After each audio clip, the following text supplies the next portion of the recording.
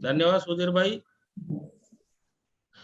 लहरों का किनारों पे अपना मकाम होता है, इंसान की परछाई के साथ सहवास होता है।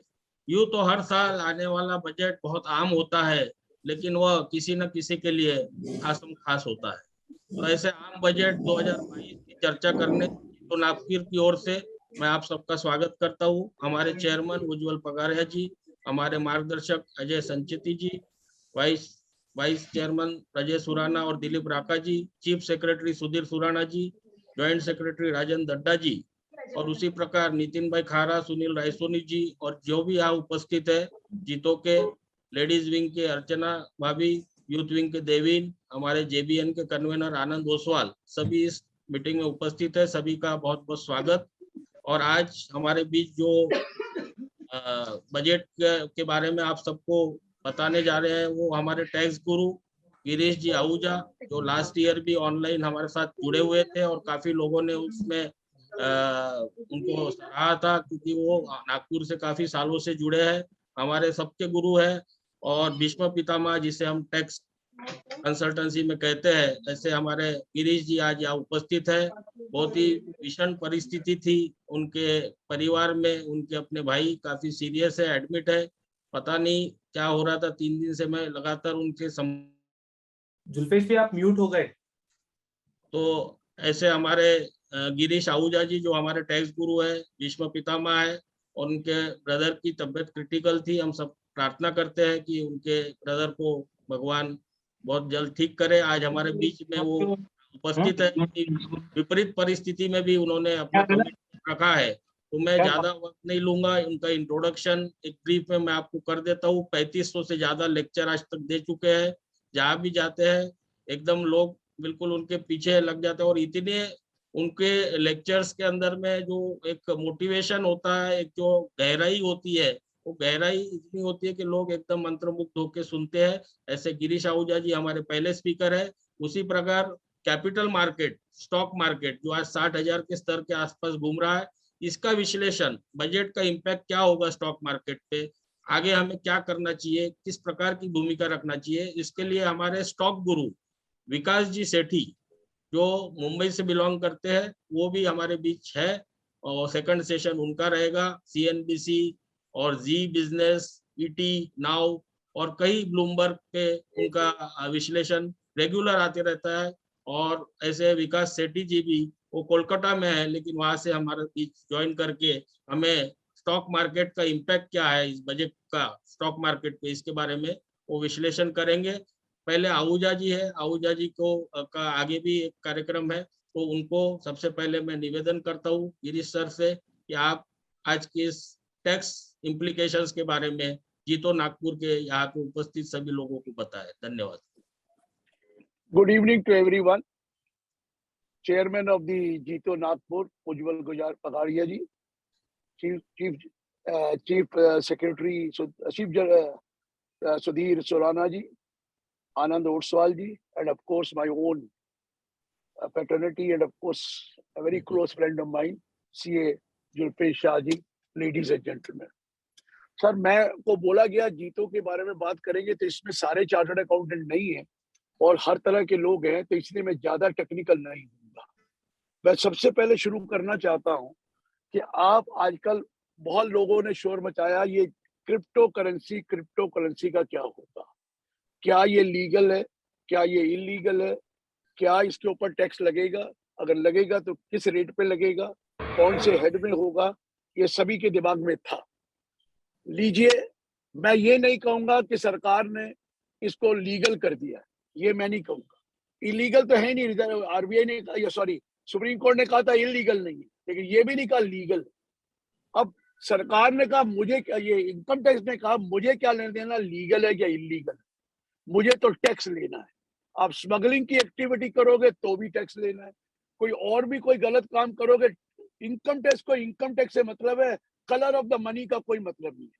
कौन सी इनकम का कलर है उनको क्या लेना देना। वो कहते हैं अगर मैं स्मगलिंग एक्टिविटी को टैक्स ना लगाऊं और नॉर्मल एक्टिविटी को लगाऊं तो लोग तो सारे स्मगलिंग एक्टिविटी भी आ जाएंगे। हमने तो टैक्स लेना है, बाकी वो अंदर जाता है या वो इलीगल है या किसी भी काम की इनकम है, मुझे उसको वो दूसरा डिपार्टमेंट देखेगा, दूसरी रेगुलेटरी अथॉरिटी देखेगी, मुझे तो टैक्स लेना है। इसलिए ये अब मैं कहने जा रहा हूं कि इसके ऊपर टैक्स लग गया, ऐसा नहीं है। टैक्स तो पहले भी है, लेकिन अब ये तरीका बता दिया कि आगे से कैसे होगा। ये मत समझो ना जलपेश जी कि आज इस पे टैक्स लगा तो पुराने जितने भी करेंसी के जरिए हुए या कोई भी हुआ वो टैक्स नहीं लगेगा। लगेगा, वो जो आप इनकम दिखाओगे बिजनेस इनकम के कैपिटल गेन उस हिसाब से लगेगा। लेकिन आगे से उन्होंने क्लियर कर दिया कि 1 अप्रैल 2022 के बाद कैसे लगेगी। तो सुनिए, इन्होंने एक तो डेफिनेशन दे दी कि भैया ये उसका नाम वर्चुअल करेंसी नहीं रखा, बहुत चीजें होती हैं। Virtual digital asset, virtual digital asset. Currency तो बहुत छोटी चीज है, उसमें तो बहुत कुछ है। एक तो डेफिनेशन दे दी इनकम टैक्स में, और इतनी बड़ी डेफिनेशन है कोई उसको समझ में नहीं सकता, लेकिन छोटा सा करके बताऊंगा। फिर उन्होंने कहा कि इसके ऊपर टैक्स का क्या रेट लगेगा, उसके लिए एक सेक्शन डाल दिया 115 BB8। फिर उन्होंने कहा भैया इसमें टैक्स तो लगेगा, लेकिन इसके ऊपर टीडीएस भी कटेगा, टैक्स डिडक्टेड एट सोर्स करना पड़ेगा। जो इसको ट्रांसफर करेगा, और बायर जो होगा, बायर को टैक्स काटना पड़ेगा जो उसने इसको बेचा है। फिर चौथा पूछा गया कि जलपेश जी के पास वर्चुअल डिजिटल एसेट है और वो मुझे गिफ्ट देना चाहते हैं, तो क्या होगा? अगर वर्चुअल डिजिटल मुझे गिफ्ट देंगे तो जलपेश जी मुझे टैक्स लगेगा। मुझे लगेगा अगर वो 50,000 से ज्यादा की वैल्यू का है तो मुझे लगेगा, वो हमारे यहाँ सेक्शन है ना 56(2)(10) कि मूवेबल प्रॉपर्टी गिफ्ट दी तो उसमें टैक्स लग जाएगा। जलपेश जी ने मुझे बेचा 5 लाख का, उसकी कीमत 9 लाख है और मुझे बेचा, मैं उनका रिलेटिव नहीं हूं, तो भी लगेगा 4 लाख के ऊपर, market value minus 5 lakh, 4 lakh पे वो मुझे लगेगा। जलपेश जी को क्लियर हो गया पहला पॉइंट। अब मैं आ रहा हूं कि पहला मैं 4-5 लाइनें बताऊंगा, पूरी डेफिनेशन नहीं बताऊंगा। उन्होंने कहा virtual digital asset means any information, any code, information. मेरे पास, अगर मैं एक रिक्वेस्ट करूंगा, एक आदमी मेरे सामने जरूर रहे, तो मुझे लगता है कि मैं किसी से बात करके देख रहा हूँ, ऐसा लगता है मैं दीवारों से बात कर रहा हूँ। दीवारों से बात करना नहीं आता, हम लोग सुन रहे हैं, साथ में ही है सब।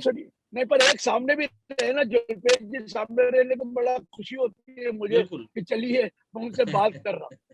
तो कहता है virtual asset means, virtual digital asset means any information, any code, any number, any token, any other than Indian currency or foreign currency generated by way of cryptographic means। Cryptographic means के द्वारा आपने कोई information generate की, आपने कोई number generate किया, आपने कोई टोकन जनरेट किया, आपने कोई कोड जनरेट किया, उस कोड को जनरेट करने को हम क्या कहेंगे? Virtual digital asset. इसमें सिर्फ करेंसी नहीं है, कुछ भी हो सकता है, कोई टेक्निकल नॉलेज भी हो सकती है, कोई इंटेंजिबल एसेट भी हो सकता है, कुछ भी हो सकता है, लेकिन क्रिप्टो करेंसी भी इसमें आ जाएगी। मैं बार बार कह रहा हूं, इसको लीगल नहीं कहा उन्होंने सिर्फ कहा हम तो इसके ऊपर टैक्स ले रहे हैं। लीगल और इलीगल तो रेगुलेटरी अथॉरिटी कोई और है, वो बताएगी, हमें तो टैक्स चाहिए। तो ये तो डेफिनेशन दी। फिर जुल्फे जी ले गए सेक्शन 115 BBH में, वो कहता है, सुनिए क्या कहता है, वेयर द टोटल इनकम, आपकी जो टोटल इनकम है, includes any income from the transfer of virtual digital asset. आपकी जो टोटल इनकम है, सारे 5 हेड की इनकम टोटल इनकम है, एक income from the transfer of digital asset भी है। तो ये डिजिटल एसेट की टोटल इनकम में जो इंक्लूडेड है will be taxable at A special rate of 30%। इसमें जुल्फेज जी सीधा 30% टैक्स लगा देंगे, और बाकी जो इनकम है उसमें, सपोज आपकी टोटल इनकम है 80 लाख रुपया, उसमें 20 लाख रुपया आपकी इनकम क्रिप्टो एसेट से है, तो वो जो 20 लाख पे तो 30% लगेगा, और बाकी जो 60 लाख है उसमें जो नॉर्मल प्रोविजंस में लगता है, अगर उसमें कैपिटल गेन है तो कैपिटल गेन में जाएगा, शॉर्ट टर्म है तो हो जाएगा, जो भी लगता है तो वहां जाएगा। लेकिन यहाँ पे आप 30% टैक्स देंगे, और नीचे 30, और नीचे क्या लिखा है, कोई डिडक्शन, कोई एक्सपेंस एक्सेप्ट एक expense, cost of acquisition of that virtual digital asset. कोई भी एक्सपेंस, कोई भी लॉस सेटअप नहीं होगा इसमें। और ना ही कोई और इनकम और कोई लॉस इस इनकम से सेटअप हो सकता है, ना ही ये लॉस दूसरी इनकम से सेटअप हो सकता है। मेरा मतलब ये है, सपोज क्रिप्टो करेंसी को आपने बेचा और उस क्रिप्टो एसेट को बेचा और उसके ऊपर 70 लाख रुपए की रसीद है, आपने खरीदा कितने का था? सपोज आपने 10 लाख का खरीदा, तो 70 में से 10 निकाल दीजिए, कॉस्ट सिर्फ 60 पे 30% दे दीजिए। और जजबे भाई, इसमें कोई 2.5 लाख की एग्जम्पशन नहीं मिलनी है, इसमें कोई स्लैब रेट नहीं है, सीधा 30% टैक्स दे दीजिए, फ्लैट रेट 30%। अभी इन्होंने एक गलती करी हुई है, मैंने उनको बताया, आज भी बताया मैंने उनको फोन करके कि भैया आपने इसको हेड ऑफ इनकम तो बताया नहीं। कहता जी कोई से भी दिखा दो। कहता कोई से दिखाने से मतलब नहीं है, अगर कैपिटल गेन में ले गए तो शॉर्ट टर्म लॉन्ग टर्म होता है, इसलिए आपको इसको इनकम फ्रॉम अदर सोर्सेज में दिखाना पड़ेगा। आपको ठीक कर दीजिए, लॉ में चेंज करिए कि इनकम फ्रॉम अदर सोर्सेज होगा और कोई डिडक्शन नहीं मिलेगी, सिर्फ एक डिडक्शन मिलेगी, कॉस्ट ऑफ एक्टिव। अब एक और इशू भी आ रहा है जलपेश जी, एक डिजिटल ट्रांजैक्शन में आपको प्रॉफिट हुआ, दूसरे डिजिटल ट्रांजैक्शन में लॉस हुआ, तो क्या हम नेट इनकम निकालेंगे सेटअप करके कि नहीं निकालेंगे? आज मैंने बात करी, कहते हैं जी डिसाइड कर रहे हैं। लो बताइए, बिल आप पेश कर चुके हैं, अभी वो अब उनके दिमाग में ये प्रॉब्लम आ गई, इनका विचार तो नहीं है अलाउ करने का, लेकिन प्रेशर है तो शायद अलाउ कर दे एक ट्रांजैक्शन का दूसरी ट्रांजैक्शन, लेकिन बाकी कोई किसी और लॉस को यहाँ से सेटअप नहीं होना, इसका लॉस को, और अगर इससे लॉस आया है ये कैरी फॉरवर्ड भी नहीं होना जुलपेश जी, ये लॉस कैरी फॉरवर्ड भी नहीं, ये डेड हो जाए, नो कैरी फॉरवर्ड। ये तो उन्होंने कर दिया 115 BBH में। अब ये चले गए 194S में। अब देखिए जुलपेश जी, आपने डिजिटल एसेट भेज दी किसी को, पैसे ले लिए, डिपार्टमेंट को कैसे पता लगेगा कि आपको गेन हुआ है? उनके पास कौन सा जरिया है? तो इसलिए उन्होंने एक नया तरीका निकाला, एक उसके कहा 194S में आपको TDS काटना पड़ेगा। करेक्ट। और क्या लिख दिया? Every person responsible for making payment of consideration for transfer of any virtual digital asset to a resident, word resident, is under an obligation to deduct tax at source at the time of credit to the account of the person or at the time of payment, whichever is earlier. At the time of payment or at the time of credit, whichever is earlier. And you will have to deduct TDS at the rate of 1% of the total consideration. 1% TDS काट दिया। जब 1% cut गया तो अपने आप जिसका आपने काटा, आप बायर हैं, सेलर के 26 एस में आ ही जाएगा। 26 एस में जब आएगा ऑब्वियसली उसको इनकम दिखानी पड़ेगी। ये बात तो आ गई ना, अब तो वो छुपा नहीं सकता। अच्छा TDS, आप TDS नहीं काटेंगे तो आपको प्रॉब्लम आएगी, आपको दिक्कत आएगी। तो TDS तो काटना पड़ेगा और TDS कटते ही 26 एस में आ जाएगा, वो इनकम दिखाएगा। वहां से बायर ने करा, हाँ जी, अब बायर ने खरीदा मैंने। अब ये भी तो हो सकता है जुलपेश जी, मैंने ये वर्चुअल डिजिटल एसेट को बेचा है और मुझे कंसिडरेशन काइंड में मिला, काइंड या कंसिडरेशन मिला exchange of another digital asset, एक बदल के बदले दूसरी डिजिटल एसेट दे दी, उन्होंने कहा रुक जाइए।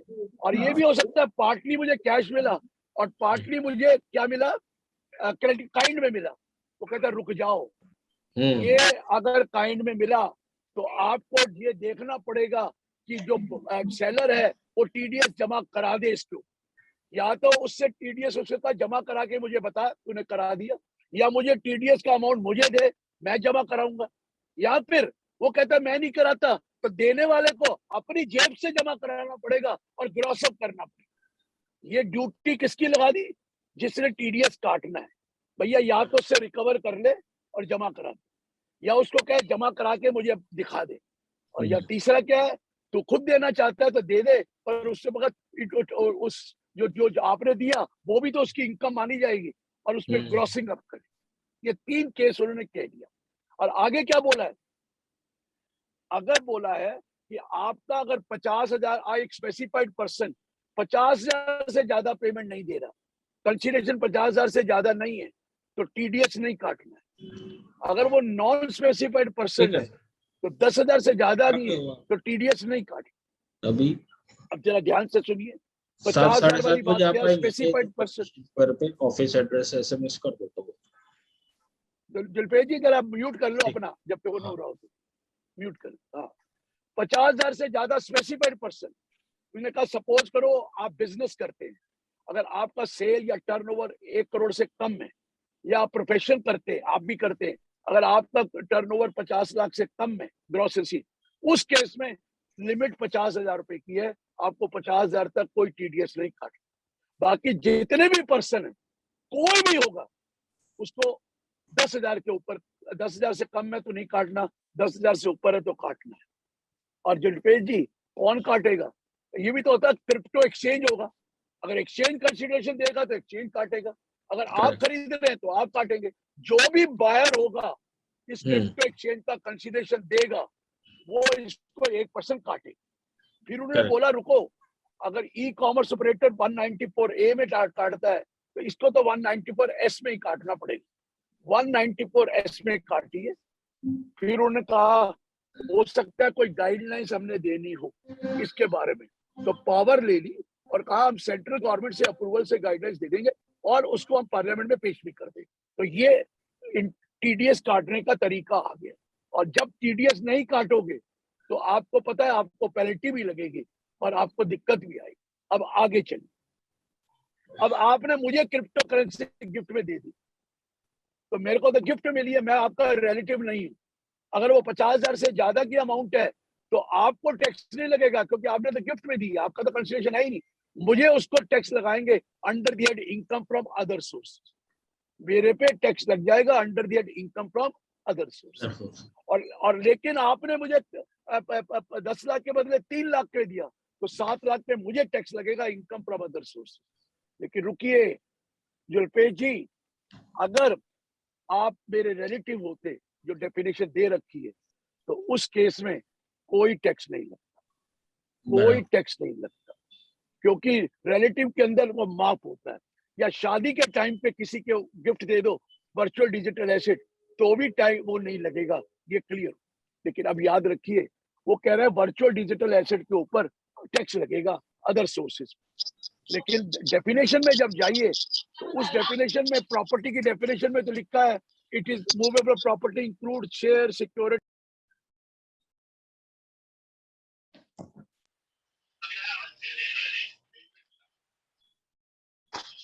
Girish uncle you are muted. Girish sir आपकी आवाज नहीं आ रही है। अरे वो सर किसी ने कर दिया जी, हिला रहा। तो मैंने कहा मूवेबल प्रॉपर्टी में included share, security, jewellery, archaeological collection, drawings, painting, sculpture, work of art और बुलियन। वहां पर वर्चुअल डिजिटल एसेट नहीं है, तो इन्होंने वर्चुअल डिजिटल एसेट भी डाल दी। अब वर्चुअल डिजिटल एसेट को अगर गिफ्ट करेंगे तो जिसने गिफ्ट रिसीव करी उसको टैक्स लगेगा, जिसको इनएडिक्वेट कंसीडरेशन में मिली उसको टैक्स लगेगा। ये क्लियर हो गया? Yes sir. जुल्फेश भाई क्लियर हुआ? Yes sir. तो जुल्फेश भाई किसी की क्वेरीज के ऊपर है, किसी की क्वेरीज के ऊपर है, अभी पूछ लीजिए, इसके बारे में पूछ लीजिए, कोई भी क्वेरीज के ऊपर है तो। यस सर, एक क्वेरी आई है इनबॉक्स में, what about taxability of income from crypto currency in the year earned in financial year 21-22 as this it is applicable from 1st April। शुरू में ही बताया जुल्फेश भाई। हाँ जी सर। आगे से उन्होंने कह दिया कि अब तो हमने कह दिया यहाँ लगेगी, लेकिन जो इससे पहले वाली है वो माफ है, ऐसा नहीं है। वो माफ नहीं है, लेकिन उसका हेड ऑफ इनकम आप डिसाइड करें। अच्छा, वो माफ नहीं है उसमें, उसके बारे में आगे से ये रूल है, पीछे से आपने टैक्स दिखाइए और उसका दीजिए। ये मत सोच लीजिए कि आगे से इसकी सर्टेनिटी ले आए, पहले अनसर्टन था। अनसर्टनिटी से आप चाहें तो अगर इसी तरीके से करना चाहते हैं कर लीजिए, या फिर जो आप दिखाना चाहते हैं उसके ऊपर टैक्स दीजिए। और मैं तो शुरू से ही कहता था, ये जवान लोग जो आजकल क्रिप्टो करते रहते हैं, भैया 30% दे दो तो बच जाओगे, नहीं तो कहीं ना कहीं मुसीबत डाल दो। 30% देंगे तो कोई दिक्कत नहीं। मेरी बात समझ में आ गया सर? तो इसलिए वो ये मत सोचना वो माफ हो गया क्योंकि टैक्स अब लगा है, जी नहीं। अब सर्टेनिटी आ गई है, पहले पता नहीं था कौन कहाँ पे लगाना, भाई इतना फर्क। चलिए आगे पूछिए और कोई सवाल। हेड फाइनल होने का है। हाँ जी। सर एक सवाल ये है, क्रिप्टो करेंसी जो बाय और सेल होती है, बायर और सेलर दोनों भी पता नहीं होते, जैसा शेयर की केस में, उस केस में टीडीएस कैसे होगा सर? सर क्रिप्टो उसमें 10 नंबर लेना नहीं आपने, और आपने जमा कराना है पेन लेके उससे, आप उसे खरीद ही नहीं सकते। या अगर एक्सचेंज के थ्रू है तो एक्सचेंज करेगा, अगर वो एक्सचेंज के थ्रू है तो वो क्रिप्टो एक्सचेंज वाला पेमेंट करेगा तो उसका पैसे दे, उसका टीडीएस काटेगा। ओके, काटना पड़ेगा, एक्सचेंज को काटना है, आपको सेलर को एस्टेब्लिश करना ही पड़ेगा। नहीं तो प्रॉफिट का आएगा तो टैक्स कौन देगा? राइट, टैक्स तो सेलर ने देना है, देना ही पड़ेगा सर। बिल्कुल। चलिए आगे और कोई सवाल? यस सर, हो गया सर। आगे एक क्वेश्चन है, और क्वेश्चन है? हाँ बोलिए सर। इसमें बेसिक एग्जम्पशन लिमिट का एडवांटेज मिलेगा क्या? अगर किसी नहीं बेसिक एग्जम्पशन नहीं मिलेगा, नहीं मिलेगा, फ्लैट 30%। कोई डिडक्शन नहीं मिलेगी, एटीसी भी नहीं मिलेगा, कुछ नहीं मिलेगा। ये लॉटरी वाला है, लॉटरी वाला। ओके, जैसे लॉटरी निकलती है, crossword puzzle, races, horse race जीतते हो। अब आपको पता है जुल्फेज जी एक हॉर्स जीत गए और एक रेस हॉर्स रेस हार गए, तो ये सेटअप नहीं होता। कहते जीत हमारी, लॉस तुम्हारा। हमने कहा था लॉस नहीं खेलो, हमने कहा था आपको रेस खेलो। जुआ खेलते हो तो भुगतो, पर जुए की इनकम कमाओगे तो हम टैक्स ले लेंगे। आपस में सेटअप नहीं होना। और ये भी यहाँ पर भी यही करने वाले कि जुआ तुमने खेला तो लॉस तू भुगत, अगर तूने प्रॉफिट कमाया ला भैया हमारा टैक्स दे दे। क्लियर हुआ? Yes sir. हाँ, और कोई पूछिए, कोई इसमें क्वेरी हो तो। और कोई क्वेश्चन क्रिप्टो पे? क्रिप्टो करेंसी नहीं, कोई एटीडी नहीं, कुछ नहीं सर, कुछ नहीं। हाँ जी सर आगे चलते हैं, क्वेरी नहीं है। आइए, वेरी गुड। अब जुल्फेज भाई, जब मैं इनकम टैक्स लॉ दोबारा बना रहे थे, खैर वो आया नहीं, लेकिन उसमें से काफी चीजें उन्होंने पिकअप कर ली। तो हमने, गवर्नमेंट ने हमें अपॉइंट किया था इनकम टैक्स लॉ लिखना कंट्री का, हमने लिख के दिया। और वो जेटली जी चले गए, आपको पता है जेटली जी का मेरा संबंध क्या था। और वो मैडम आ गई, मैडम के बारे में कुछ बोलूं तो ज्यादा अच्छा नहीं लगेगा, तो मैडम ने उसको अभी साइड पे रख दिया, लेकिन उसने कई चीजें पिकअप करी। हमने ये कहा था सर आपने रिटर्न भरी है, अब उसमें कुछ भूल गए कुछ लिखना, कुछ इनकम दिखाई नहीं, बाद में पता लगा ये तो दिखाई नहीं। अब क्या करें, क्योंकि रिवाइज रिटर्न करने की तो डेट 31 दिसंबर है, उसके बाद कर ही नहीं सकते। तो सर अब निकल गया 9 महीने के बाद, अब मेरे को याद आया, साल बाद आया, ओहो ये तो गलती हो गई, ये इनकम दिखाई नहीं। अब ये दिखाई नहीं तो आप फंस जाओगे, आपको पेनल्टी भी पड़ेगी, इंटरेस्ट भी पड़ेगा, टैक्स भी पड़ेगा, और आपके अगेंस्ट एक्शन भी लिया जाएगा। तो ये बहुत है। मैंने कहा आदमी कई ऑनेस्ट भी होते हैं और गलती से रह भी जाती है इनकम, कोई उसकी नीयत नहीं है उसको इनकम टैक्स छुपाने की, लेकिन कोई रह गई, कोई डिविडेंड नहीं दिखाया, कोई इंटरेस्ट नहीं दिखाया, कोई एफडीआर का इंटरेस्ट भूल गए, कोई कैपिटल गेन भूल गए। अब क्या करे बेचारा, अब रिटर्न तो रिवाइज हो नहीं सकती क्योंकि रिटर्न की डेट नहीं है। तो हमने कहा इसके लिए हमें कुछ ना कुछ तरीका ढूंढो, थोड़ा सा एक्स्ट्रा टैक्स ले लो लेकिन हमें अलाउ करो। तो अब सुनिए क्या हुआ, अब ये रिटर्न भरने लगा। देखिए सपोज एक किसान है, वो एग्रीकल्चर इनकम कमा रहा है, उसके दिमाग में तो यही है मेरी एग्रीकल्चर इनकम माफ है, मुझे किस बात की रिटर्न भरनी है। लेकिन वो भूल जाता है कि तो तूने जो इनकम कमाई तूने एफडीआर बनवा ली, बैंक में रख लिया, तो बैंक से जो इंटरेस्ट आएगा वो तो टैक्सेबल है, वो एग्रीकल्चर थोड़ी है। तूने दिया नहीं, उसको पता लग गया कि यार ये तो गलती हो गई। या उसने कोई एग्रीकल्चर लैंड बेची, वो सोचता रहा ये तो रूरल एग्रीकल्चर है माफ है, बाद में पता लगा ये तो माफ ही नहीं है, ये रूरल है ही नहीं, तो बेचारे ने टैक्स नहीं दिया। अब करे क्या, ऑनेस्ट आदमी है, टैक्स देने को तैयार है, लेकिन भूल गया या कुछ भी नहीं, याद में नहीं रहा, बाद में पता लगा, क्या करे। तो अब एक सेक्शन डाल दिया 139(8)(a), अपडेटेड रिटर्न।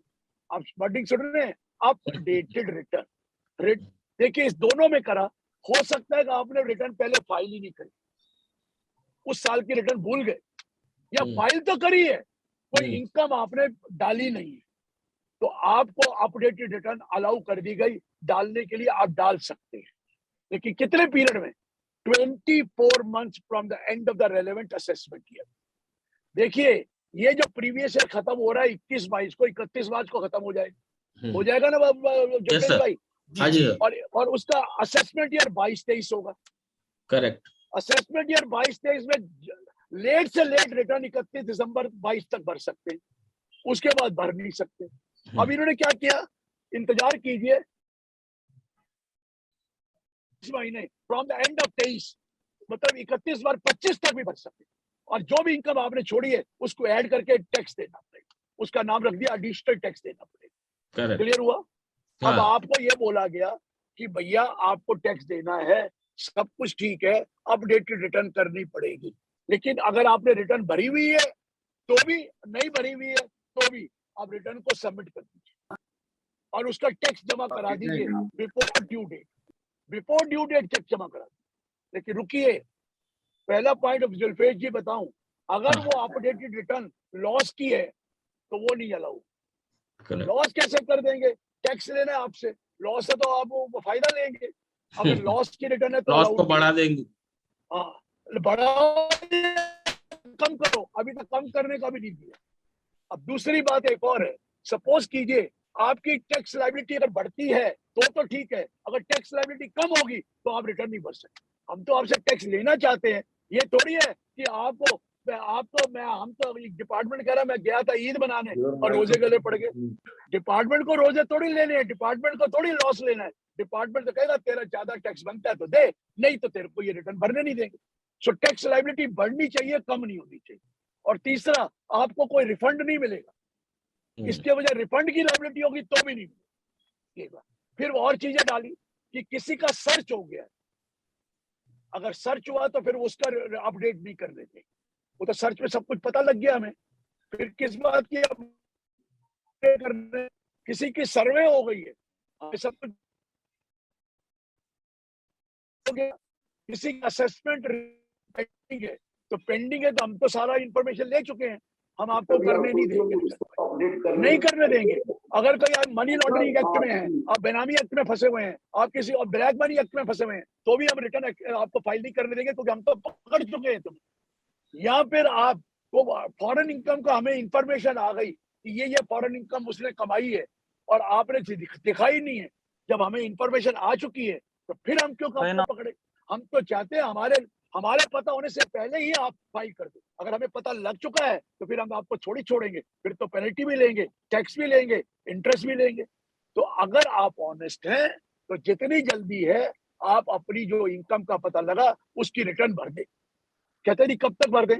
कहते जी अगर तो 12 महीने के अंदर अंदर भर देंगे from the end of the relevant assessment year, तो हम आपसे लेंगे 25% additional tax plus interest, 25% of additional tax plus interest. अगर आप 24 महीने के अंदर भरेंगे तो हम 50% of income tax additional tax plus interest आपसे लेंगे। लेकिन आपका पेनल्टी बच गई, हैसल्स बच गई, दोबारा केसेस बच गए, आप दो अपनी जान छोड़ो। देखिए आप कहेंगे उतना ही ले लो, अरे उतना ले लेंगे तो फिर तो हर आदमी छोड़ देगा कि भूल जाओ, पकड़ेगा तो पकड़ेगा, नहीं तो नहीं। वो कहता है आप तो जेन्युइन आदमी है, लेकिन थोड़ा सा तो एक्स्ट्रा दो। एक्स्ट्रा देकर उस पर लिखा है 25% of the additional tax plus interest, इधर 50%। तो हम आपके रिटर्न को एक्सेप्ट कर लें, अपडेटेड रिटर्न को, और उसकी असेसमेंट कर दें। देखिए ये सारे बताए जो जिसकी वजह से आप नहीं भर सकते, वो आपको ध्यान रखना है। तो ये अपडेटेड रिटर्न भरिए, हम आपको कुछ नहीं कहेंगे और ये देकर आपके ऊपर एक्शन नहीं। अब इसके ऊपर भी सवाल है तो पूछ लीजिए। सर इसमें रिवाइज रिटर्न को अपडेटेड रिटर्न कर सकती क्या? सर रिवाइज रिटर्न तो 31 दिसंबर के बाद होती ही नहीं है। हाँ, जो रिवाइज रिटर्न करेंगे उसपे तो कोई टैक्स एक्स्ट्रा नहीं पड़ता, उसमें एक्स्ट्रा नहीं पड़ता है। वो तो आप विद इन टाइम रिटर्न भरी हुई है तो रिवाइज कर दो, हम कोई कहते नहीं एक्स्ट्रा देंगे, ना क्योंकि उसकी तो असेसमेंट तो शुरू ही नहीं हुई है, तो वो तो हम नहीं कहते। वो तो आपकी ऑनेस्टी से आपने कर दिया, लेकिन रिवाइज रिटर्न का टाइम निकल गया, अब क्या करें? अब टाइम है ही नहीं और कोई रिटर्न टाइम भरने का, तब बोला गया अपडेटेड रिटर्न का नाम दिया गया। और सर इसमें स्क्रूटिनी का नोटिस अगर आ गया उसमें 2 साल में तो? सर वो अभी तक ये क्लियर करेंगे कि रीअसेसमेंट का होगा, स्क्रूटनी का नोटिस आने पे भी अपडेटेड रिटर्न कर सकते। ओके, कर देंगे, आ जाए, आप क्लियर करेंगे वो। हाँ, हम चाहते हैं कि आप ऑनेस्ट बनो, हमें तो पता है आपके बारे में, आप खुद ही दे दोगे तो हम कुछ कहेंगे नहीं दोगे तो फिर हम एक्शन लेंगे। अब क्या है, डिपार्टमेंट प्रोएक्टिव हो गया है। पहले क्या होता था, डिपार्टमेंट सब चीज अपनी छाती के नीचे छुपा के रखता था और आपकी इंतजार करता रहता था कि आप बताओ। इवन रीअसेसमेंट में भी आपको कहता था अपनी रिटर्न भरो, बताता नहीं था क्या कारण है। अब क्या डिपार्टमेंट आपको बता देगा, इवन 148A का नोटिस आ गया रीअसेसमेंट का, तो डिपार्टमेंट कह देगा तुम्हारी ये इनकम है, लेकिन 148 पेंडिंग नहीं होता, और 148 के बाद भी आप रिटर्न कर सकते हैं। ओके। आपको मौका दिया गया कि ऑनेस्टी कर दो, टैक्स दो और जान छोड़ो। और बोलिए कोई सवाल? और कोई क्वेश्चन है अपडेटेड रिटर्न पे? नहीं है सर। हेलो, चलिए फिर आगे बढ़ते हैं। हाँ हाँ जी बोलिए। बोलिए। हाँ बोलिए, हाँ पूछिए। सर, आर हाँ एन जी मेहरवाल बोलिए। जयपुर से। हाँ जी बोलिए सर, जनाब बोलिए बोलिए सर। सर मैंने रिटर्न फाइल कर रखी है, 10,000 रुपए टैक्स, 10,000 रुपए रिफंड क्लेम किया हुआ है। क्या मैं अपडेटेड रिटर्न में 5,000 रुपए क्लेम कर सकता हूँ? मेरा रिफंड रिड्यूस करके उस केस में ना कोई चालान बनेगा, ना कोई एडिशनल फी रिफंड अगर बनेगी। आपको ऑलरेडी आ गया फिर नहीं होगा।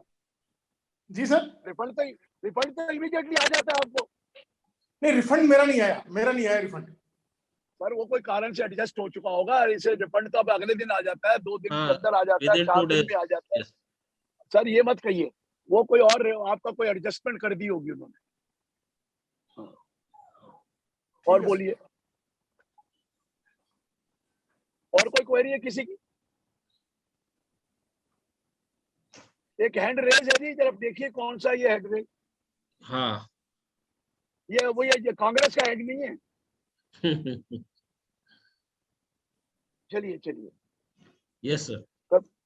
ये है कोई नहीं, ये हैंड रेज किया हुआ एक। पूजा दगड़िया, अपने आप को अनम्यूट कर ले। स्वानंद। हाँ हाँ सर, श्रिया सुमन बोल रही हूँ पुणे से। हाँ, सुमन बोलिए। हाँ, मेरे एक क्लाइंट है, वो अभी 5-6 साल से आउट ऑफ इंडिया है और 2012-13 का अभी फेसलेस असेसमेंट में नोटिस आया हुआ है। उनका salaried, he was a salaried person, तो उन्होंने उस ईयर का टैक्स नहीं फाइल किया था। तो जब नोटिस आया तो we paid taxes and filed return in response of notice and with interest we have paid taxes. Penalty तो लगेगी जो मर्जी, पेनल्टी तो लगेगी जो मर्जी कर ली। हाँ, तो सर फेसलेस असेसमेंट में वो सारे बैंक स्टेटमेंट मांग रहे हैं, क्रेडिट कार्ड स्टेटमेंट मांग रहे हैं। बिल्कुल, और वो अभी एनआरआई, जब आपने ये नहीं दी तो कोई और भी हो सकती है इनकम, वो चेक करेगा। हाँ, तो एनआरआई भी हो गए तो सारे है। स्टेटमेंट अवेलेबल नहीं है सर। 12-13 का bank statement and credit card statement अभी है नहीं उनके पास। मैम ऐसा मत कहिए कि स्टेटमेंट तो आप नहीं देंगे, बैंक से निकलवाएंगे, आपको देनी पड़ेगी। आप छुपा रहे हैं, वो देनी पड़ेगी, वो तो बैंक से निकलवा लेंगे नहीं तो। हाँ जी, हाँ, तो जो हमारे पास अवेलेबल है वो दे करके रिप्लाई कर, वो दे दीजिए। हाँ जी, हाँ, और बोल दूं कि और अवेलेबल नहीं हो, याद कह दीजिए कि बैंक को समन करके मंगवा लीजिए, वो मंगवा लेंगे अपने आप। हाँ जी, okay sir, okay sir, thank you. बोलिए और कौन है सर? इसमें पेनल्टी कितने की आ सकती है? सर? पेनल्टी तो आपको पता है मैम कि वो जो 270A की पेनल्टी लगती है, यस, वो लगेगी इसको। 270A की पेनल्टी, इंटरेस्ट लगी रहा है, पेनल्टी भी लगेगी। Okay sir, thank you. हाँ जी, बोलिए। हाँ सर, आगे बढ़ते हैं सर।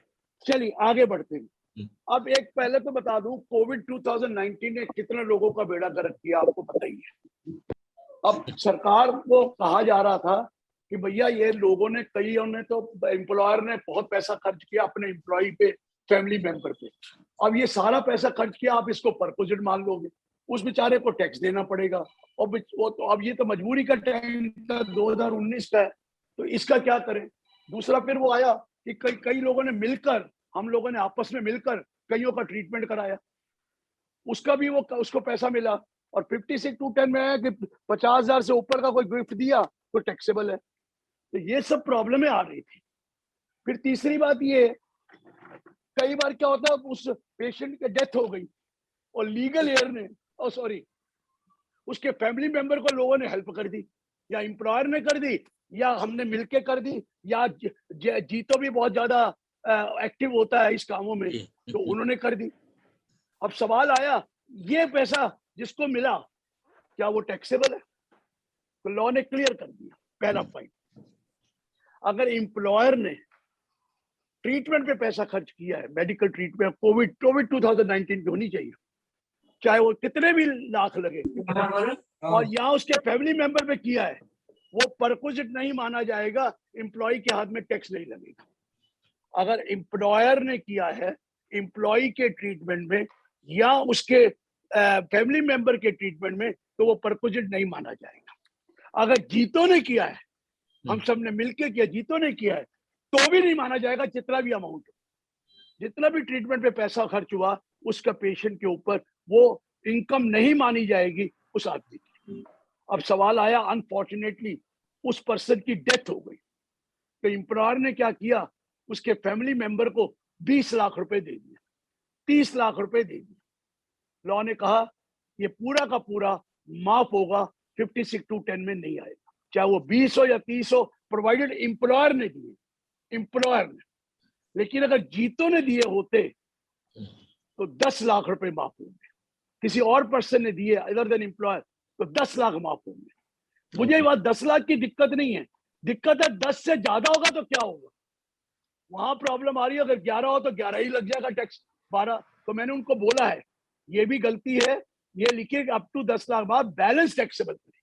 राइट, तो लीजिए, ये एक बहुत अच्छा स्टेप गवर्नमेंट ने लिया, लेकिन कोविड का सर्टिफिकेट होना चाहिए ट्रीटमेंट के लिए भी, और भगवान ना करे डेथ है तो डेथ में भी कोविड की वजह से डेथ हुई तो ये पैसा माफ होगा, ये सरकार ने कह दिया। ये क्लियर हो गया? Yes sir. अब मैं आ रहा हूं, हमारे यहाँ कई बिजनेसमैन बैठे हैं, कई प्रोफेशनल भी बैठे हैं, मैं देख रहा हूँ प्रोफेशनल भी है और बिजनेसमैन भी है। अब होता क्या है, एक सेक्शन 28 सबसेक्शन 1 क्लॉज IV है, the value of any benefit or perquisite whether convertible into money or not given by the assessee, received by the assessee during the course of carrying on business or profession. Value of benefit or perquisite received during the course of carrying on any business or profession. आप समझ रहे हैं मेरी बात क्या है कि देखिए, आपका एक स्टॉकिस्ट है, आपने अपने स्टॉकिस्ट को बोला भैया देख, अगर तू 2 करोड़ का टर्नओवर देगा मुझे तो मैं तेरे को गाड़ी फ्री दूंगा, अगर 1.5 करोड़ का देगा तेरे को फ्रिज दे दूंगा, एयर कंडीशनर फ्री दूंगा। या कईयों को कहा, आपको प्रोफेशनल को कहा कि तू मेरा केस जिता दे, तेरे को घुमाने ले जाऊंगा सिंगापुर। पैसे देते नहीं, हम लोगों को तो पैसे ही नहीं देते, तो सिंगापुर क्या घुमा के लाएंगे सीए तो दिक्कत ये है। लेकिन फिर ये कह दिया सीए आपको, जुल्फेश भाई, कि मेरी बिल्डिंग है, आपका बिल्डर है, एक बिल्डिंग है, वो कह रहे ये फ्लैट तेरे को दिया, तू यूज कर ले। किस काम के लिए? अपने ऑफिस के लिए। तो ये बेनिफिट रिसीव किया ना आपने during the course of carrying on business और प्रोफेशन, करा नहीं करा? ये ऑलरेडी टैक्स है, ये ऑलरेडी टैक्स लगता है, लेकिन 90% दिखाते ही नहीं है। सिंगापुर घूम आते हैं और पैसा खर्च कोई और करता है, एम्प्लॉयर उसने खर्च किया, अब डीलर को ले गया, घुमा के ले आए, या उनको फ्रिज दे दिया, AC दे दिया, कार दे दी। अब क्या हो, टैक्स तो पहले भी था, लेकिन अब क्या किया उन्होंने, एक बात करी है कि अब उन्होंने कह दिया लुक हियर, आपको TDS काटना पड़ेगा। कौन काटेगा TDS? जो ये बेनिफिट दे रहा है या जो ये परक्विजिट देगा उसको TDS काटना पड़ेगा। समझ में? सपोज कीजिए जुल्फेश भाई, उसको मैंने कार दे दी क्योंकि उसने इतना टर्नओवर कर दिया, तो person responsible for paying this giving this benefit or perquisite to that person will be under an obligation to deduct tax at the rate of 10% of the value of that benefit or perquisite. 10% TDS काटना पड़ेगा। किससे? उससे ले। देखिए, अब मैंने तो car दे दी, तो कार पे मैं TDS कैसे काटूं? कैश देता तो काट लेता। वो कहता या तो उससे 10% कहो कि ये तेरी 10 लाख की कार है, 1 लाख TDS जमा करा के मुझे दिखा दे, पहले तो ये काम कर। नहीं है तो मुझे 1 लाख रुपए दे, मैं तेरे बिहाफ पे जमा करा दूं। I will deposit on your behalf. And even if it is not there, then you will have to pay from your pocket and then you have to gross up. ये 10 लाख की जो गाड़ी दी ना, उस पे 10% बनता था, तो वो क्या करेंगे? 10 lakh will be taken as 90%. And 90% को मैं मल्टीप्लाई करूंगा 110 by 10, 110 by 100, तो हो जाएगा 11,11,111। तो मुझे टैक्स जमा कराना पड़ेगा 1,11,111। समझ में आ रहा है? ग्रॉसिंग अप जिसे कहते हैं, grossing. So now what is the point is कि अब हर आदमी पकड़ा जाएगा, क्योंकि पहले तो जिसने ये परक्विजिट दिया, बेनिफिट दिया, अगर TDS नहीं काटेगा, if he does not deduct TDS, then what will happen? 30% of the expense shall be disallowed 40A में। उसको जितना 10 लाख के ऊपर 3 लाख का डिडक्शन मिलेगा ही। पहला पॉइंट तो ये हो गया। एंड सेकंड पॉइंट, अगर उसने टीडीएस नहीं काटा तो उसके ऊपर पेनल्टी भी पड़ेगी 271C कि भाई टीडीएस क्यों नहीं काटा, ला पेनल्टी भी दे। समझ में आ रहा है? Yes sir. पेनल्टी भी देनी पड़ेगी। अब दूसरी बात, अब टीडीएस काटेंगे तो उस आदमी को दिखाना पड़ेगी अपनी इनकम, क्योंकि 26 AS में वो आ जाएगा और उसको इनकम दिखानी पड़ेगी। तो सरकार ने मॉनिटर कर लिया कि अब कहाँ जाएगा भाई, अब तो तेरे को टैक्स देना ही पड़ेगा। तो कई बार क्या होता था 3CD में डालना पड़ता था, बट Yes. नॉर्मली पीपल वो बताते ही नहीं थे, तो चार्टर्ड अकाउंट को पता ही नहीं लगता था कि 3CD में कहाँ से डाल। अब तो जिसने ये फैसिलिटी दी उसको खर्चा ही नहीं मिलेगा। आपको, Correct. आप उसको ऑडिट कर रहे हैं, आपको ऑडिट कर रहे हैं, आप ऑडिट की फीस ले रहे हैं, साथ में उसने आपको लैपटॉप गिफ्ट दे दिया। करेक्ट सर, ये लैपटॉप आपको क्यों मिला? During the course of carrying on profession. तो इस लैपटॉप की कीमत अगर 1 लाख रुपया है तो उस 1 लाख रुपए पे टैक्स टीडीएस 10%, 10,000 रुपए काटना पड़ेगा या आपसे रिकवर करना पड़ेगा और जमा कराना पड़ेगा। नहीं तो अब जब आपका कट गया होगा तो जलपेश भाई आपको 1 लाख की इनकम तो दिखानी ही पड़ेगी। और ये सोच लेना कहीं जीएसटी का रगड़ा भी ना पड़ जाए, क्योंकि आपने काइंड में ले लिया, जीएसटी भी मांग सकते हैं। समझ में आ रहा है मेरा पॉइंट? जी सर। ये चीज को ध्यान रखिए। तो मेरा पॉइंट ये है, अब सरकार टैक्स जहां जहां एवेजन हो सकती है, जहां जहां अवॉइडेंस हो सकती है, उसको प्लग कर रही है। और अब आप किसी भी कीमत पर ये छुपा नहीं सकते।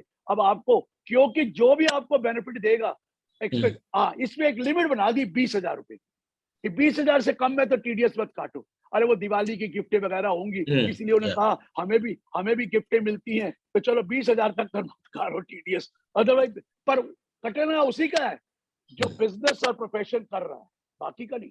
जो बिजनेस और प्रोफेशन कर रहा है और उसको आपने बेनिफिट दिया, बाकियों को बेनिफिट देगा तो वो पर्सनल होगा तो खर्चा ही डिसअलाउ कर देंगे।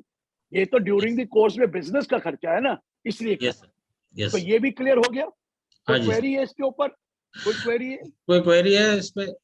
इस बीच में हमारे दूसरे स्पीकर विकास जी सेठी भी ज्वाइन हो चुके हैं और हमारे बीच में उपस्थित है हमारे मार्गदर्शक पूर्व राज्यसभा सांसद अजय संचेती सर और हमारे जीतो के चेयरमैन उज्जवल पगारिया जी। दोनों को बहुत बहुत नमस्कार और विकास सेठी जी का भी स्वागत है इस फोरम में। हाँ जी गिरीश सर कंटिन्यू कीजिए।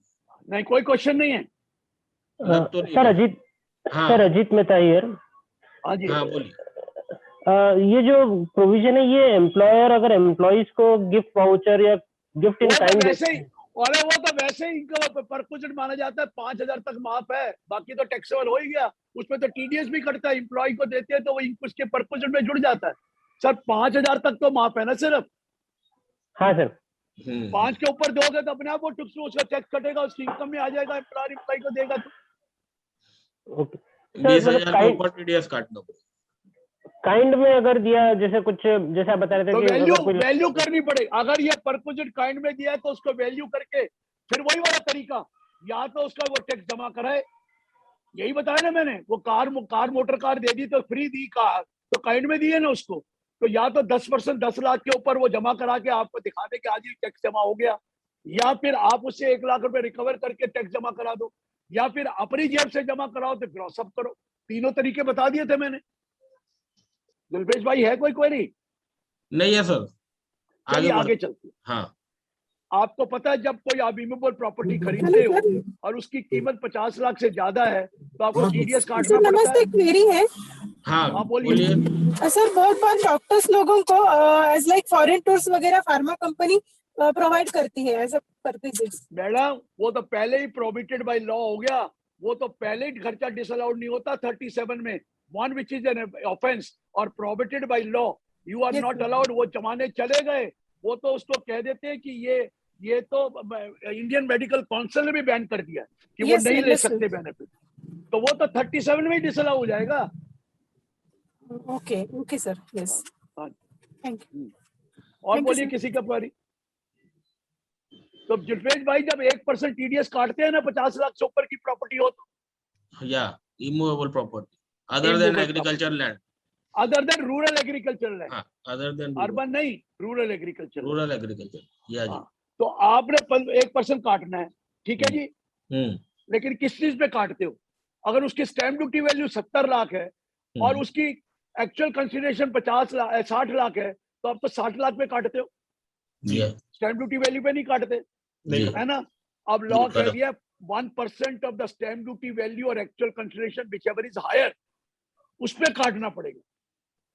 पहले क्या होता था, हम तो उसकी एक्चुअल कंसिडरेशन में काटते थे, स्टैम्प ड्यूटी वैल्यू पे नहीं काटते। अब दोनों में से जो हायर, और फिर दूसरा ये भी है कि 50 लाख से ऊपर नहीं है तो नहीं काटते, ठीक बात है ना जी। जी बराबर। तो 50 लाख भी कौन सा दोगे, एक्चुअल कंसिडरेशन और स्टैम्प ड्यूटी वैल्यू दोनों 50 से कम हो तब नहीं काटते। दोनों में से एक भी ज्यादा होगा तो टीडीएस काटना पड़ेगा। ये 194(1)A में लिखा है। ये क्लियर हुआ सर? Yes sir. अगला पॉइंट 206AB पिछले साल आया था कि जिसने 2 सालों की रिटर्न नहीं भरी हुई है तो उसका जब टीडीएस काटोगे तो डबल रेट से काटोगे, क्योंकि इसे नॉन फाइलर ऑफ रिटर्न। अब इन्होंने उसको 1 साल कर दिया। आप सोचोगे फायदा कर दिया, नुकसान कर दिया। पहले तो कम से कम 2 साल की नहीं भरी हो इमीडिएटली तो करते थे डबल। अब तो उन्होंने कहा पिछले साल की नहीं भरी तो भी हम डबल करते। तो अब ये तो नुकसान हुआ है, फायदा नहीं हुआ है। लोग सोच रहे 2 का 1 कर दिया, हाँ कमाल हो गया। अरे दोनों साल की वो होनी थी और 50,000 से ऊपर होना था। अब तो 1 साल की यार 50,000 से ऊपर है तो आपको डबल रेट से टीडीएस काटना पड़ेगा। ये भी क्लियर हुआ? यस। चलिए आगे चलते हैं। सर देखिए कुछ बातें टेक्निकल है। अब मैं टेक्निकल जरा कर रहा हूँ, थोड़ा सा मुझे समय देना, मैं टेक्निकल सस्ता करके समझाऊंगा। यस जुलवेश भाई, आप मर्जर करते हैं, एक कंपनी दूसरी कंपनी के साथ अमलगमेट होती है, आप एनसीएलटी में जाना पड़ता है। हाँ सर। एनसीएलटी टाइम लेता है, कभी 1.5 साल 2 साल 2.5 साल भी लग जाते हैं। Yes sir. लेकिन जब भी एनसीएलटी मर्जर पास करता है वो बैक डेट से करता है, अपॉइंटेड डेट से, पुरानी 2 साल पुरानी डेट से करता है ना, पुरानी डेट से करा। अब प्रॉब्लम क्या आई कि जब तक मर्जर नहीं हुआ तब तक तो पुरानी कंपनी में रिटर्न भरनी पड़ेगी ना, उसने तो अपनी रिटर्न भरी है। तो कुछ कोर्ट ने डिसीजन दे दिया क्योंकि ये तो मर्ज हो गई 2 साल पहले से, तो ये तो असेसमेंट गलत है। अब इन्होंने कह दिया 170 में सेक्शन 2A डाला, भैया सुन लो, वो कंपनी की जो असेसमेंट हुई है वो करेक्ट है, लेकिन ये मानी जाएगी असेसमेंट मर्ज कंपनी के हाथ में, उसको ये बेनिफिट मर्ज कंपनी को जोड़ देगी। ये क्लियर हो गया? अब ये इनवैलिड नहीं मानी जाएगी। दूसरा केस आया, जब मर्ज हो रही थी तो बी कंपनी में मर्ज होना था। जब अभी तक मर्ज नहीं हुई 2 साल, तो बी कंपनी ने क्या किया होगा, अपनी रिटर्न भरी होगी, उसकी तो नहीं भरी, उसकी तो खुद भर रहा है। लेकिन अब वो कहते हैं मर्ज हो गई। अब जब मर्ज हो गई तो उसने तो वो इनकम जोड़ी नहीं है, वो तो अपनी इनकम जोड़ रहा है। तो इन्होंने कहा कोई बात नहीं, अगर बैक डेट से मर्ज हुई है तो वो 2 सालों की आप अब क्या कर दो, मॉडिफाइड रिटर्न भर दो, दोनों जोड़ लो और दोनों जोड़कर नई कंपनी के नाम से भर दो, और जो पुरानी कंपनी ने टैक्स दिया है वो हम लेस कर देंगे। ये लॉ को क्लियर किया है सर, बड़ी दिक्कत हुआ करती थी। ये बहुत अच्छा पॉइंट निकाला और उन्होंने बड़े अच्छे तरीके से इसको क्लियर कर दिया। एक और पॉइंट है, आप एनसीएलटी में जा रहे हैं, एनसीएलटी ने कोई टैक्स कम कर दिया, कोई पेनल्टी कम कर दी, क्योंकि कंपनी डूबी हुई है, तो इंसॉल्वेंट कंपनी होने जा रही है, तो कई बार टैक्स माफ कर देते हैं, पेनल्टी माफ कर देते हैं, इंटरेस्ट माफ कर देते हैं। लेकिन एओ कहता है मैं कहां से कर दूं, उन्होंने माफ किया है, मेरे पास तो नोटिस डिमांड 156 में पूरे का जाएगा, मेरे पास पावर ही नहीं है कि मैं कैसे कर दूं। आप कह रहे हैं लेकिन पावर मेरे पास कहां है, आप कोर्ट में चले जाओ, मेरे पास पावर नहीं। इन्होंने अब 156A डाल दिया और 156 में लिखा है अगर कोई लाइबिलिटी कम हुई है टैक्स की, उस केस में एओ को पावर दे दी गई कि उस लाइबिलिटी को कम करके मॉडिफाइड दोबारा बना दे, मॉडिफाइड नोटिस ऑफ डिमांड। ये भी एक अच्छा पॉइंट किया सर। एक चीज और बताना, बड़ा मुश्किल पॉइंट है, वो तो 2 घंटे लग जाए, किसी को समझ में नहीं आएगा, वो आप लोग समझ सकते हैं सिर्फ चार्टर्ड अकाउंटेंट। हमारे यहाँ जब चैरिटेबल ट्रस्ट है ना, उसकी एग्जेम्पशन 2 सेक्शनों में है, एक 1023C में और एक 1112 में। अब पहले क्या होता था, 1023C में 19 प्रोवाइजो है, 19 प्रोवाइजो, और फिर भी कई चीजें 1023C में नहीं है, 1112 में है, कुछ 1112 में है, 1023C में नहीं है। तो लोग कंफ्यूज ही होते रहते थे वे कौन से सेक्शन में भरे। अब लॉ बन चुका है कि आपको एक ही रखना है, या 1023C या 1112, दोनों तो देंगे नहीं। तो हम अब सोचते जा रहे हैं कि यार वहां जाएंगे तो नुकसान होगा, यहाँ जाएंगे तो फायदा है, और वहां पर कुछ है। तो इन्होंने क्या किया है सर, 4 पेज की अमेंडमेंट करी है। कितनी तो एक्सप्लेनेशन डाली है, कितने प्रोवाइजर डाल के कह दिया, दोनों रिजीम को लेवल प्लेइंग फील्ड कर दिया। जो इधर मिसिंग था उसको इधर ले आए, जो राइट में मिसिंग था उसको राइट में ले आए, ताकि अब आपको दिक्कत नहीं होगी, चाहे आप 1023C में जाना चाहते हैं 11-12। ये ज्यादा टेक्निकल है, इसलिए जीतो के अंदर नहीं बोलूंगा, लेकिन जब कोई सीए का फंक्शन होगा या प्रोग्राम होगा, आपको जरूर इसकी एक एक लाइन बताऊंगा। और ये बहुत बड़ी चेंजेस आई हैं जो मैं बता दूं। ये बहुत चेंजेस है, बहुत ज्यादा चेंजेस है इसमें। तो एक ये था। अब तो कुछ पेनल्टीज की बात है। अब मैं चाहूंगा किसी को जो क्वेरी हो वो पूछ लो, आपके मतलब की जो बातें थी। हाँ, एक और बहुत अच्छी बात थी सर। देखिए, जब आप शेयर बेचते हैं उस जो लिस्टेड कंपनी के, तो सरचार्ज 15% से ऊपर नहीं है। हालांकि इंडिविजुअल और एचयूएफ का सरचार्ज 37% तक जाता है अगर 5 करोड़ से ऊपर इनकम हो, और 2 करोड़ से ऊपर हो तो 25% जाता है, और 1 करोड़ से 2 करोड़ के बीच में हो तो 15 है, और 50 लाख से ऊपर हो तो 10 है। लेकिन हो सकता है कोई आपने इस बार प्रॉपर्टी बेची, करोड़ों रुपए का प्रॉफिट हो गया, एक ही बार बेची, लेकिन उसके ऊपर टैक्स तो आपको 37% देना पड़ेगा सरचार्ज। मर गया 42.74%, या कैपिटल गेन भी है तो 20% प्लस 37% प्लस 4%।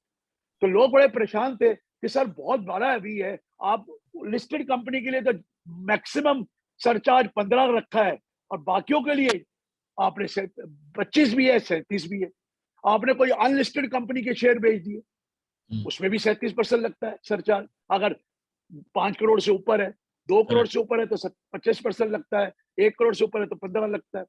आपने ईसब लिए, ईसब बेचने जा रहे हैं, उसके ऊपर भी सरचार्ज बहुत लगता है। तो इन्होंने अब क्या करा है, कोई भी लॉन्ग टर्म कैपिटल एसेट को बेचोगे और उससे कैपिटल गेन होगा, उस पे सरचार्ज 15% से ज्यादा हो ही नहीं सकता। 15 से ऊपर लगाएंगे ही नहीं। अगर आपकी इनकम 2 करोड़ से ज्यादा बढ़ गई, 5 करोड़ से ज्यादा बढ़ गई, कोई बात नहीं है। कैपिटल गेन वाली इनकम पर हम सरचार्ज 15 ही लगाएंगे, 25 या 35 नहीं लगाएंगे। एक ये फायदा भी कर दिया गया है।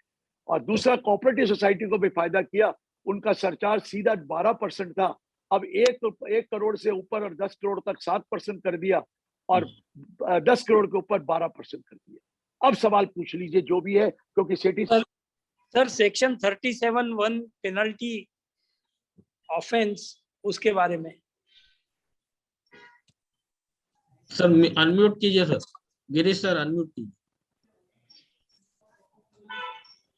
गिरीश सर ऐसा लिखा था, कोई अब हो गया। मैं अगर कोई ऐसा एक्सपेंस है, कोई ऑफेंस है या प्रोहिबिटेड बाय लॉ है, तो 37 सेक्शन में लिखा था ये अलाउड नहीं होगा। जैसे आप रैंसम मनी दे देते हो, वो प्रोहिबिटेड बाय लॉ है ना, या आप क्या कर देते हो, आप रैंसम मनी नहीं, आप किसी को ये जैसे रिश्वत दे देते हो, ये ब्राइब करते हो, ये प्रोहिबिटेड बाय लॉ है या ऑफेंस है, तो ये अलाउड नहीं था।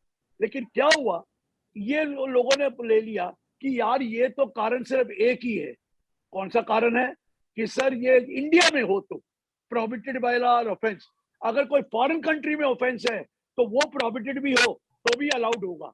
जब फॉरेन कंपनी मैंने कंपाउंड कर लिया, वहां कोई पैसा दे दिया तो अलाउड होगा। उन्होंने क्लियर कर दिया, चाहे वो ऑफेंस इंडिया कंपनी का है, इंडिया का है, या बाहर की कंट्री का है, अगर वो एक्सपेंस किया गया किसी ऑफेंस के लिए या प्रोहिबिटेड बाय लॉ है, तो वो खर्चा वो अलाउ बिजनेसमैन को नहीं करेंगे, ये कहा है। और कोई क्वेरी हो तो पूछिए। Hello, yes sir. हाँ जी सर, 44AB प्रोविजो 1 के अंदर जो 1 to 5 करोड़ का 1 करोड़ और नेक्स्ट ईयर से 1 to 10 करोड़ का जो प्रोविजो आया है, फर्स्ट प्रोविजो, उसमें सर गवर्नमेंट का इंटेंशन क्या है? जैसे 44AD में प्रिजम्पटिव इनकम हुआ, गवर्नमेंट की इंटेंशन एक ही है कि आप डिजिटल बन जाओ तो हम आपको रिलीफ दे देंगे। 95% पेमेंट, 95% रिसीट अगर आपकी अदर देन अकाउंट पे चेक किया उससे है, व्हाट यू कॉल अकाउंट पे ड्राफ्ट या इलेक्ट्रॉनिक क्लियरिंग सिस्टम, तो हमें पता है कि सब चीज रिकॉर्ड में आ गई, तो फिर ऑडिट करने की जरूरत क्या है, इसलिए उसकी लिमिट 10 करोड़ कर दी। लेकिन अगर 5% से ज्यादा पेमेंट एंड 5% से ज्यादा रिसीट अदर देन अकाउंट पे चेक, अकाउंट पे ड्राफ्ट, ये वो है, तो लिमिट 1 करोड़ ही है, फिर 10 करोड़ नहीं है। 5 वाला तो भूल जाओ, 5 को 10 तो ऑलरेडी कर दिया, लेकिन 1 करोड़ और 10 करोड़ की बात। सर लेकिन जैसे कभी जो स्क्रूटनी में जब केस आती थी तो ITO 44AD वाली जो भी इनकम डिक्लेयर करते थे प्रेजेंटिंग, उसके चार्जेस। हाँ 44 बिल्कुल गलत बोल रहा है, 44AD नहीं है, 44AB है। 44AD में तो 2 करोड़ है, 44AD में तो 2 करोड़ की लिमिट है। सर मेरा क्वेश्चन ये है, जो स्क्रूटनी होती है असेसमेंट स्क्रूटनी, उसमें 44 अगर AD में डी फॉर डॉग में अगर इनकम दिखाते हैं तो हमारा असेसमेंट प्रोसीडिंग को थोड़ा लाइटली लिया जाता है AO। तो वैसा सेम 44AB फर्स्ट प्रोविजो भी in same line with 44AD देखा जाएगा। सर आप देखिए, छोटे दुकानदार को बड़े दुकानदार से कंपेयर करनी, ये कैसे हो सकता है? 44AD वाला तो जो छोटा आदमी है वो अकाउंट्स बना नहीं सकता, इसलिए हमने कहा तू यार कोई खर्चा जो मर्जी कर, हमसे 8% मिनिमम दिखा दे। या ये वाला प्रोफेशनल है, उसे कह दिया 50 लाख रुपए तेरी ज्यादा नहीं है तो चल तू आधा दे दे टैक्स, आधे की इनकम पे टैक्स दे। लेकिन 10 करोड़ वाला छोटा नहीं है, उन्होंने तो सिर्फ ये करा है कि भैया सारा डिजिटल है तो हमारे पास इंफॉर्मेशन तो पूरी आ ही जाएगी, फिर ऑडिट स्पेशल क्या करना है, सब कुछ तो हम इंफॉर्मेशन ले लेंगे उसकी, और ऑनलाइन है और इंफॉर्मेशन हमारी बहुत स्ट्रांग हो गई है। उनका कलेक्शन FI, देखिए FI यूनिट बहुत ज्यादा इंफॉर्मेशन कलेक्ट कर रहा है, और गवर्नमेंट के कई डिपार्टमेंट हो गए हैं जो सारा दिन आपके बारे में इंफॉर्मेशन कलेक्ट कर रहे हैं, इसलिए वो रिलीफ देना चाहते थे। ये छोटे जो 1 करोड़ 10 करोड़ के बीच में, भाई इनको एक इंसेंटिव दे रहे हैं। बड़े वाले तो करते ही डिजिटल है मोस्टली, तो कैश करते ही नहीं है, क्योंकि 10,000 से ऊपर तो कैश की पेमेंट कर ही नहीं सकते आप। ये छोटे वाले गड़बड़ करने के लिए उन्होंने कहा चलो भाई डिजिटल कर दो, हम आपको ऑडिट का रिलीफ दे देंगे, और तो कुछ रिलीफ नहीं दिया, सिर्फ ऑडिट नहीं कराना, टैक्स ऑडिट, और क्या है उसमें। और लेकिन वो सब करा रहे हैं क्योंकि उनको पता है कि कभी गड़बड़ हो गई तो फंस जाएंगे, क्योंकि अंडरटेकिंग तो उसको देनी पड़ेगी जो कोई 5% से ज्यादा नहीं है, तो वो सभी कहते हैं कर लो, इससे फायदा ही होता है, नुकसान नहीं। Sir thank you. और कोई क्वेश्चंस हो गए तो पूछिए। सर 44AD में अगर हम इनकम डिक्लेयर करते हैं, असेसिंग ऑफिसर सर 44AD में अगर हम इनकम डिक्लेयर करते हैं, असेसिंग ऑफिसर उसका इनकम असेसमेंट में इनकम बढ़ा सकता है क्या? If we are not able to from the books। अब आपको बता दूं, आपको कोई अकाउंट्स नहीं बनाने, तो आपके पास खर्चों का भी रिकॉर्ड नहीं रखना, सुन लीजिए, लेकिन आपके बैंक अकाउंट मंगवा लेता है। बैंक की स्टेटमेंट में आपने पैसा जमा, आपका टर्नओवर था 1 करोड़, 8 लाख रुपए इनकम दिखाई, बैंक में 15 लाख पड़ा है, तो कहेगा 7 लाख कहाँ से आया ये तो बता दे, या तुमने 7 लाख कहीं और खर्च। अगर हायर इनकम है तो हायर दिखानी है, अगर 8 से कम है तो 8 दिखानी है, 8 है तो 8 है। ये मत समझना ये आपके फायदे में है, ये सरकार के फायदे में है। आपको नंबर 2 का काम करके वो उसकी इनकम दिखा देते, वो अलग बात है, ब्यूटी पार्लर ये वो जो बताए हैं, ट्यूशन फी ये फी जो बोगस है। अदरवाइज तो ये सरकार के फायदे में, 8 से कम है तो 8 दिखाइए, अगर वो 6 भी है अगर डिजिटल है, नहीं ज्यादा है तो ज्यादा दिखानी है। सिर्फ बैंक अकाउंट से या कोई आपकी इन्वेस्टमेंट हुई होगी कहीं और उसे पता लग गया तो वो इनकम बढ़ाएगा कि तुमने इनकम, ये पैसे कहां से आए, इसका सोर्स बताओ, और फिर तो 78% टैक्स लगाएगा सीधा। Yes sir. सर एक क्वेश्चन है, is there any amendment in section 37(1)? वो तो बता दी ना, जो ये वाली बताई थी प्रोहिबिटेड बाय लॉ वाला, हाँ। वही वाला है, एक्सप्लेनेशन जो डाली है वो उसको ठीक किया है, और कोई अमेंडमेंट नहीं है। Okay sir. और पूछे कोई हो तो।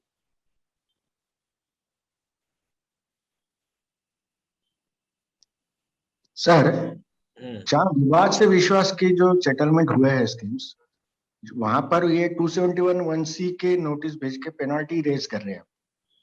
सर आप मुझे पहले फैक्ट बताइए, आपका या तो फॉर्म 5 इशू नहीं हुआ, फॉर्म 4 नहीं हुआ, तो सर फॉर्म पेंडिंग है, अभी CIT के पास पेंडिंग है। तो इसका मतलब एक्सेप्ट नहीं हुई आपकी।